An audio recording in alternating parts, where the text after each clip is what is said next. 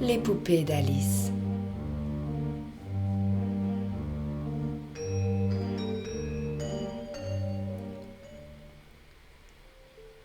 Tout a commencé le jour où j'ai accepté de faire du babysitting pour ma voisine. J'avais une voisine un peu particulière dans mon quartier. Elle s'appelait Alice. Elle habitait à quelques pâtés de maison de chez moi.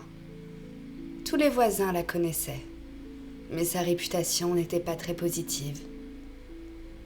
Tout le monde disait d'elle qu'elle était déséquilibrée mentalement. Les gens disaient ça car elle se baladait constamment avec des berceaux, promenant des poupées en porcelaine. Lorsque les gens la voyaient passer, ils la surnommaient la folle aux poupées. Ils ne prenaient même pas la peine de lui parler directement et préféraient parler sur elle entre eux. Bien que si on oubliait le fait qu'elle se promenait avec des poupées, rien ne pouvait laisser penser qu'elle était aliénée. Moi, je l'aimais bien, Alice. C'était une femme mûre, très gentille, toujours souriante. Au début, quand on se croisait, on se disait bonjour et ça s'arrêtait là. Mais au fil du temps, nous avons sympathisé. On se mettait à discuter de la pluie et du beau temps. Elle me parlait de ses filles. Elle en a 4. Elle me disait à quel point ses filles étaient la prunelle de ses yeux, qu'elle ne voyait pas sa vie sans elles. Il faut que je vous précise quand même que ces filles sont ses poupées de porcelaine. Elle les considère comme des êtres humains, comme ses vrais enfants. J'étais toujours un peu déstabilisée quand elle m'en parlait, mais j'étais dans l'acceptation. Après tout, il faut de tout pour faire un monde, et tout le monde a une singularité. Alors, quand elle m'a proposé de garder ses poupées pendant son absence pour le week-end, j'ai sauté sur l'occasion. À ce moment de ma vie, j'étais étudiante, et toute opportunité était bonne à prendre pour me faire un peu d'argent. Le week-end est venu, et je me suis rendue chez Alice. Elle me fit entrer dans sa maison. L'intérieur était impeccable et raffiné. Alice me remercia à plusieurs reprises d'avoir accepté de faire du babysitting pour elle. Elle m'expliqua qu'elle a eu beaucoup de mal à trouver quelqu'un pour garder ses enfants et qu'elle est ravie de me recevoir. Elle enchaîne en me disant qu'elle doit se rendre à un enterrement et ne peut y emmener ses filles, car le défunt avait horreur des poupées. Alors, par respect, elle n'irait pas avec elle. Elle me confia qu'elle avait conscience que ce n'était que des poupées. Ce qu'elle me dit ensuite me brisa le cœur. Alice a vraiment été mère dans son passé. Mère de 4 filles.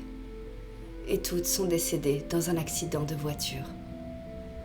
Un chauffard les avait percutées, les tuant sur le coup. Le choc fut si brutal pour Alice qu'elle a sombré. Elle n'avait plus goût à la vie, que des idées ternes qui lui parcouraient l'esprit. Elle pouvait à tout moment mettre fin à ses jours. Et pour la protéger d'elle-même, ses proches l'ont internée en hôpital psychiatrique. C'est là qu'elle a suivi une thérapie. Les médecins et psychiatres lui ont donné 4 poupées, censées représenter ses filles. Et depuis ce jour, Alice est persuadée que l'âme de ses enfants persiste dans le corps de ses poupées. Elle était émue en me racontant son histoire. La seule chose qui me venait en tête était de la prendre dans mes bras. Rien ne servait de parler à ce moment-là.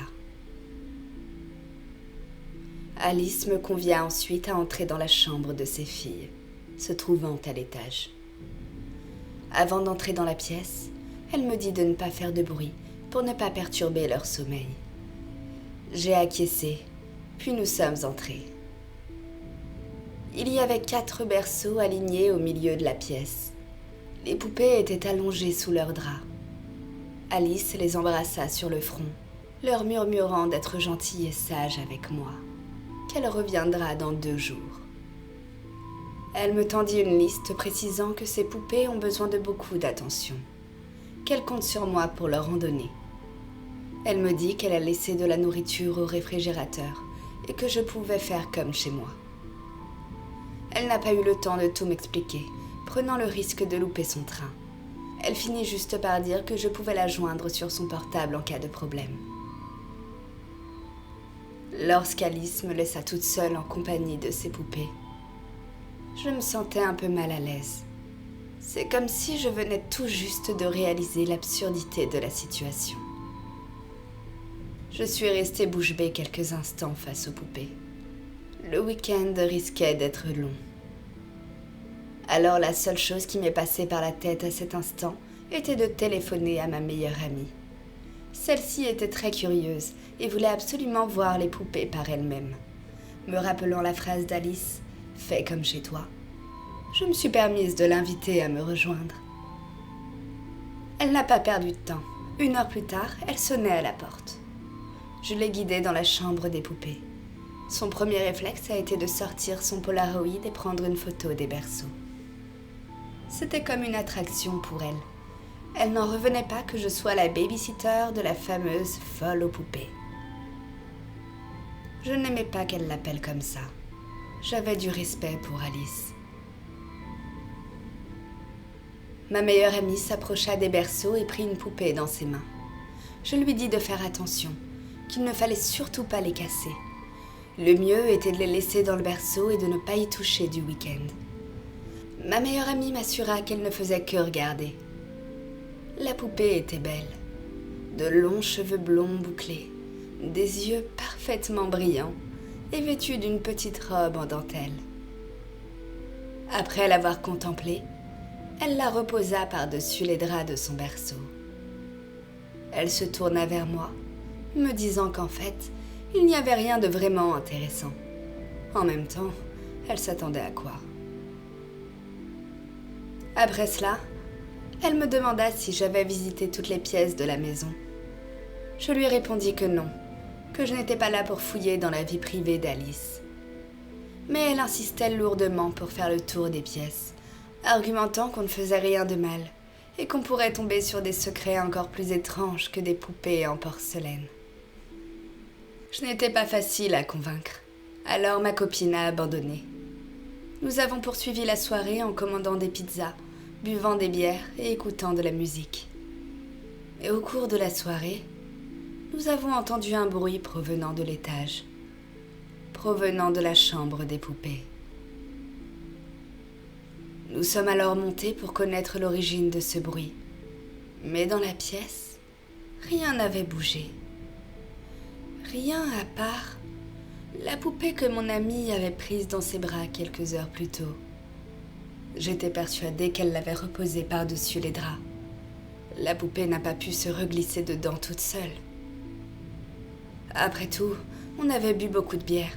Peut-être que ma mémoire me faisait défaut. Puis on a commencé à partir dans des scénarios de films d'horreur, imaginant que les poupées étaient réellement possédées. Des frissons me parcoururent le corps. Et si c'était vrai? C'est à ce moment-là que j'ai craqué, et on a décidé d'enquêter. On se prenait pour de vrais détectives. On a commencé par fouiller l'étage, ne trouvant rien à part une porte fermée à clé. Par contre, dans le salon de la maison, il y avait une porte donnant sur un petit escalier en bois grinçant, menant au sous-sol. Arrivée en bas, j'ai pu allumer la lumière et constater que cette pièce n'avait pas été visitée depuis un moment. Elle était remplie de toiles d'araignée et des cartons jonchaient le sol. C'était une mine d'or pour nous, qui étions très excités à l'idée de mener l'enquête. On s'est alors lancé dans l'ouverture des cartons. Leur contenu était très étrange. Nous y trouvions de vieilles bougies, des bâtons d'encens, des bols et des pentacles. Il y avait aussi des bocaux en verre, garnis de tout un tas de graines, poudres et herbes aromatiques. Mon ami y trouva un long collier, avec au bout un pendentif en forme de lune, composé d'un œil en son centre. Le collier était gravé de 7 lettres, formant un mot en latin. Elle lut l'inscription « Murina » à voix haute, avant d'enfiler le collier autour de son cou, me disant que c'est une pièce à conviction qu'il faut garder avec nous. J'ai sorti mon téléphone pour la prendre en photo. Ça nous fera de drôles de souvenirs. Nous étions à fond dans notre rôle d'inspectrice.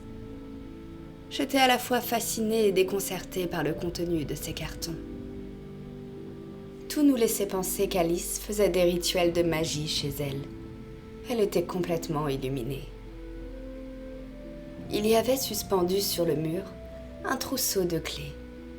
Il y avait sûrement parmi elles une clé ouvrant la porte verrouillée de l'étage. Nous avons alors pris le trousseau, nous apprêtant à remonter et essayer toutes les clés dans les serrures. Quand ma meilleure amie a été intriguée par un carton bien singulier se trouvant au fond de la cave. Il était écrit dessus « Punition ». À l'intérieur, il y avait des poupées de porcelaine cassées. Il y en avait une bonne dizaine, ce qui paraissait étrange pour une femme qui considérait les poupées comme des êtres vivants. Après tout, nous n'étions pas des expertes en pathologie mentale. L'atmosphère de la cave devenait trop pesante, et la vision de ces poupées m'avait glacé le sang. J'ai alors refermé grossièrement le carton, et nous sommes remontés au salon. J'ai été stupéfaite de voir, assise sur le canapé, l'une des 4 poupées en porcelaine d'Alice. J'ai tout de suite réprimandé mon amie, lui répétant de ne pas toucher aux poupées. Mais celle-ci était tout aussi stupéfaite que moi, m'assurant n'avoir touché à rien. Nous nous sommes regardés longtemps dans le blanc des yeux, complètement ahuris par cet étrange phénomène, attendant que l'autre révèle la supercherie. Mais rien de tout ça. J'avais compris dans son regard qu'elle était sincère. Soudain, un autre bruit a surgi de l'étage. Un bruit beaucoup plus fort que le précédent. Nous étions glacés d'épouvante. Je pouvais sentir nos corps trembler. Nous avons alors pris notre courage à 2 mains et nous sommes emparés d'un objet contondant à proximité. Il fallait voir ce qu'il se passait à l'étage.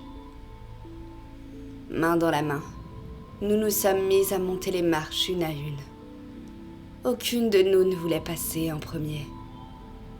Alors nous avancions collés l'une à l'autre. En arrivant en haut de l'escalier, mon amie était tétanisée. Son souffle était saccadé. Il était impossible pour elle de faire un pas de plus. Et en suivant son regard, j'étais tout aussi horrifiée qu'elle, car la porte de la chambre que nous avions refermée auparavant était déjà ouverte. J'ai continué de me diriger vers la chambre. Je suis arrivée jusqu'à l'embrasure de la porte. Et là, il y avait les poupées d'Alice, sorties de leur berceau, se tenant debout devant moi. Mais il n'y avait que 2 poupées. Où était passée la dernière? Subitement, j'entendis les hurlements de mon amie, suivis d'un bruit assourdissant. Elle avait chuté brutalement dans les escaliers. Je me suis précipitée à son secours, mais elle était inerte sur le sol. J'ai immédiatement voulu joindre les secours, mais impossible de mettre la main sur mon téléphone. La panique m'empêchait d'être rationnelle. J'étais en pleine angoisse.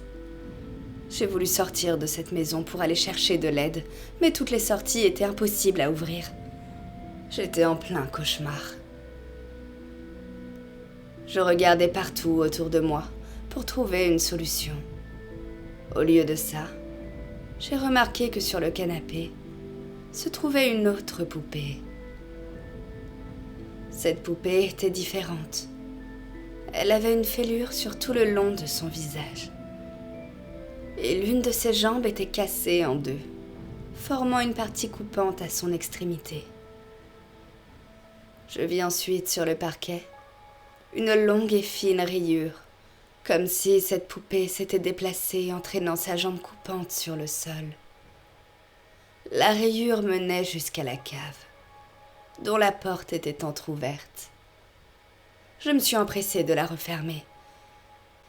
et me suis rappelé que j'avais laissé mon téléphone dans la cave lorsque j'avais pris une photo de mon amie avec le collier. J'ai voulu y retourner d'une traite, récupérer mon téléphone et remonter. Mais soudainement, la porte de la cave s'est mise à bouger violemment, comme si les poupées essayaient de l'enfoncer. Je l'ai donc bloquée avec le canapé. Puis je me suis effondrée aux côtés de ma meilleure amie. J'ai voulu prendre son pouls, mais sa peau était froide et rigide. Ses doigts étaient comme collés entre eux, et ses yeux étaient brillants, comme ceux d'une poupée. J'ai senti mon cœur accélérer dans ma poitrine. J'essayais de la faire réagir, mais rien ne se passait. La peau de son visage n'avait plus aucun pore, plus aucune imperfection. Elle n'était plus que de la porcelaine. Je ne pouvais plus rien pour elle à ce moment-là. La seule chose qui m'est venue en tête était de me barricader dans une pièce sécurisée. J'avais toujours sur moi le trousseau de clés. Il fallait que je tente un coup de poker. J'ai alors foncé à l'étage sans réfléchir, avec l'idée de me barricader dans la pièce verrouillée. Et j'ai essayé toutes les clés du trousseau dans la serrure. Puis je suis parvenue à l'ouvrir. J'ai ensuite refermé la porte derrière moi et profité de ce moment pour souffler. Je me trouvais dans une pièce étroite, sans fenêtre. Il y avait un bureau et plein de papiers empilés. Vu que je n'avais que ça à faire, j'ai commencé à fouiller la paperasse.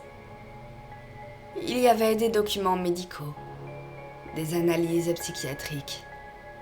Alice souffre de troubles schizophréniques. Il y avait plusieurs articles imprimés traitant du sujet de la magie noire. Ça parlait de vaudou, de possession, d'exorcisme. Mais il y avait aussi des articles de journaux relatant la disparition de 4 petites filles, toutes à des périodes différentes. Elles n'ont jamais été retrouvées depuis ces 10 dernières années. Il y avait des photos de ces filles avec leurs parents, déchirés par leur disparition. Alice n'avait jamais eu d'enfant. D'après ses examens médicaux, elle était stérile. J'étais dans l'incompréhension la plus totale à ce moment-là. J'avais l'impression que mon âme avait quitté mon corps. Je voulais partir, rentrer chez moi. Puis je me suis rappelé qu'Alice avait laissé un papier avec son numéro de téléphone. Elle m'avait dit de la joindre en cas de problème. Je sortis le papier de ma poche et je vis qu'il y avait de noté tout un tas d'instructions que je n'avais pas daigné lire avant. Il y était écrit « Ne laissez jamais les poupées seules, sauf si elles dorment. Elles ont du mal avec l'isolement. Si vous entendez des bruits à l'étage, c'est qu'elles sont agitées. Serrez-les dans vos bras et racontez-leur des histoires. Ça les calme. Si elles sortent de leur berceau, elles ont peut-être faim. Nourrissez-les avec les biberons que j'ai laissés dans le frigo. N'éteignez pas la lumière. Elles ont peur du noir. Si vous le faites, il est possible qu'elles essayent de se rapprocher de vous pour se rassurer. Elles ne bougeront pas tant que vous les regarderez. Elles sont très timides. N'oubliez pas de leur donner un bain avant de les coucher. Elles aiment la propreté. Et pour finir, pour des raisons de sécurité, je dis ça pour vous, il est strictement interdit d'entrer dans la cave. Signé Alice. Ces mots me confortèrent dans l'idée de m'enfuir de cette maison. Je suis alors sortie du bureau et suis entrée dans la chambre des filles. J'ai pris l'une des poupées dans mes bras et une larme coulait sur sa joue.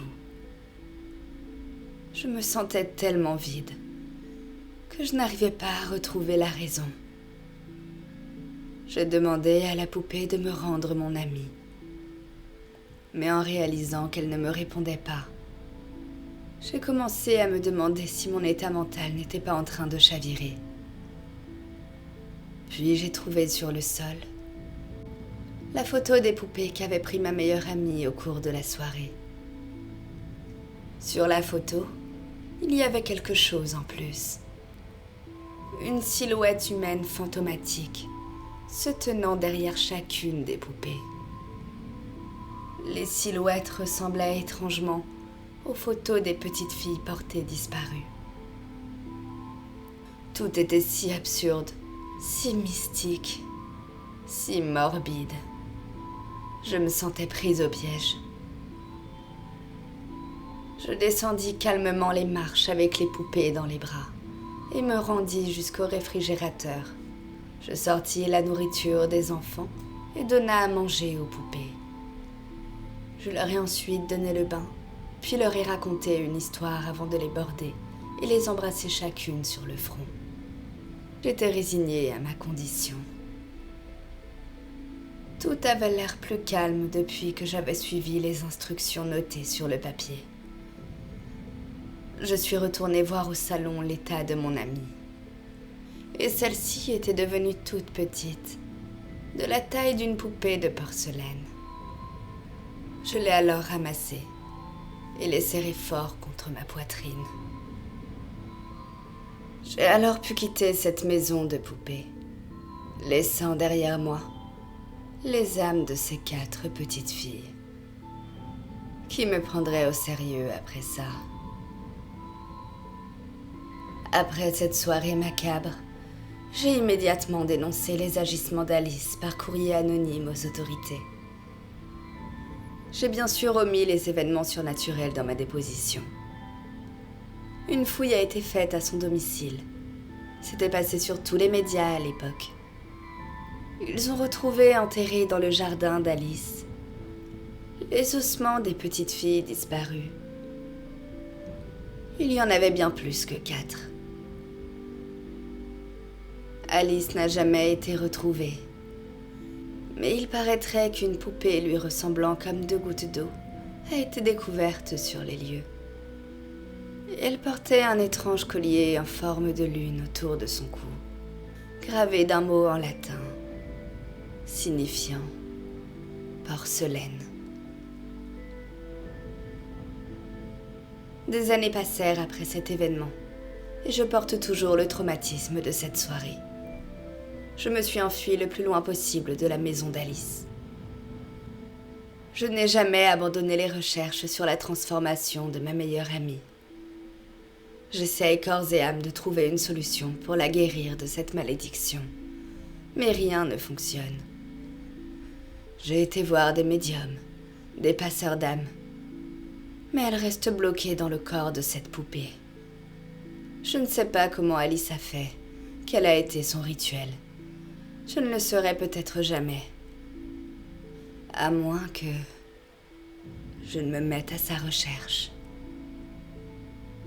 Quoi qu'il arrive, je garderai toujours près de moi la poupée de ma meilleure amie. Je m'efforce de prendre soin d'elle. Dès que je sors, je l'emmène avec moi. Et peu importe si dans la rue on me surnomme la folle aux poupées, je sais ce que j'ai vécu.